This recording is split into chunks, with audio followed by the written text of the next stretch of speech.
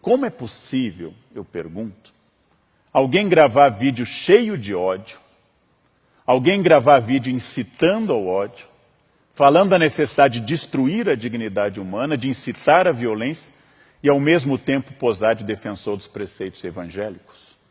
Ou seja, eu uso o evangelho e uso a vida de Jesus, a quem eu digo seguir, para defender a violência, a tortura, a pena de morte e a destruição das pessoas.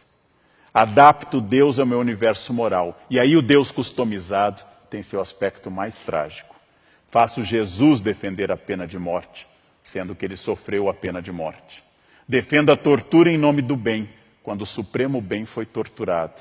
E excluo pessoas que não mereceriam a misericórdia ou a compaixão, em nome do Deus da misericórdia e da compaixão. Será que essas pessoas, que eu estou chamando, entre aspas, homens de bem, leram o mesmo evangelho que eu li? É a eliminação da culpa provocada por alguns religiosos e por alguns discursos religiosos que torna esse tipo de religioso problemático, sem generalizar. Porque perseguir, matar e fazer discurso de ódio em nome de Deus é a suprema elaboração do mal. Porque eu torno o ódio uma virtude, a exclusão um mérito, e torno o combate ao outro um dever ditado por Deus. Um Deus, naturalmente, que não tem nada a ver com isso. Odiar o pecado e amar o pecador. Fórmula medieval complexa e muito interessante. Eu odeio que você seja um ladrão, porque roubar é errado, fere aos princípios básicos da sociabilidade. Eu odeio que você roube e vou fazer de tudo dentro da lei e dos direitos para que você pare de roubar, porque é errado roubar. Porém, eu não te odeio, porque você é um ser humano. Eu odeio o ladrão, não simplesmente o ser humano que rouba. Preceito medieval que foge à nossa ideia de bandido bom é bandido morto. Porque bandido bom é bandido morto é uma frase do paganismo. É uma frase daqueles que não conheceram a Jesus. É frase de um romano sem batismo, de alguém que jamais teve contato com o evangelho e desenvolvia a ideia de que a justiça é a punição e a eliminação de quem eu considero desviante. O curioso não é a incoerência natural de todos nós, de mim, de qualquer pessoa, mas é afirmar a violência em nome de Jesus. Isso é o mais extraordinário. Sabe que o ódio e a violência são condenados de forma explícita e direta no Sermão da Montanha, núcleo duro do cristianismo. Que Jesus recriminou o impulso de Pedro, que ao cortar a orelha do soldado romano, Cristo restaurou essa orelha e anuncia ao apóstolo: aquele que usar a espada será punido pela espada. Aquele que empunhar a arma será castigado pela arma. Eu não vim trazer a espada, eu vim trazer a paz. Princípio magno do mestre, horas antes de ser torturado e morto.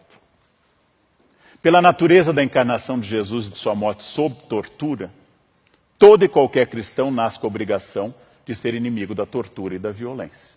Porque, afinal, Jesus foi torturado e condenado à morte, de forma injusta. Todo corpo humano faz parte do corpo de Cristo. Princípio teológico comungado por quase todas as expressões cristãs. Logo, qualquer tortura em um ser humano, independente da ação que ele tenha cometido, independente da sua orientação ideológica, é uma tortura no corpo de Cristo, que revive a cena daquele homem atado a uma coluna sendo chicoteado, coroado de espinhos e levando tabefes e cusparadas dos soldados. A tortura é oposta ao cristianismo. Mas, óbvio, foi cara a muitos momentos das instituições que se dizem cristãs e a muitos que hoje se consideram cristãos. Elogiar a tortura é o gesto mais poderoso para dizer que eu sou inimigo de Cristo, inimigo da fé.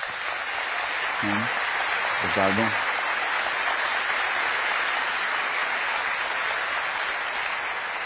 Não que a Bíblia, especialmente o Novo Testamento, proíba qualquer tipo de punição, mas proíbe a destruição do humano.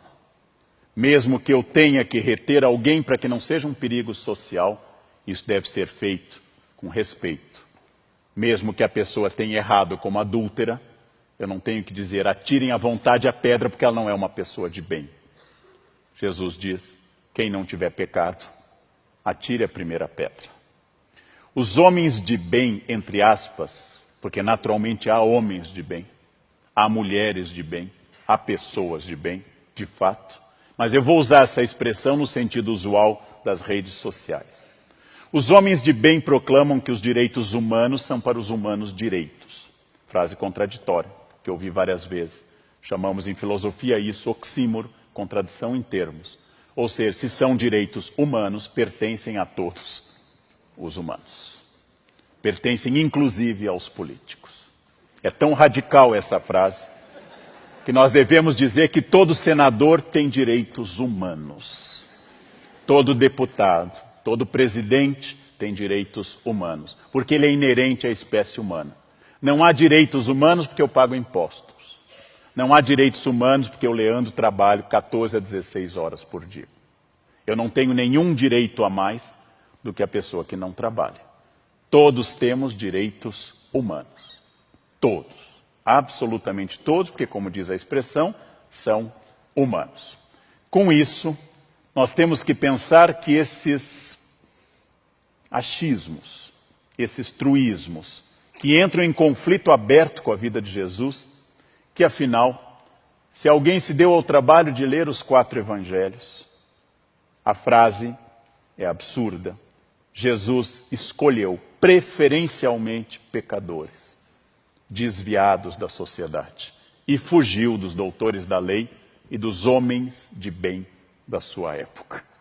Jesus procurou as pessoas excluídas, os publicanos, as prostitutas, a adúltera, e disse que viera para eles e não para os que não precisavam de salvação.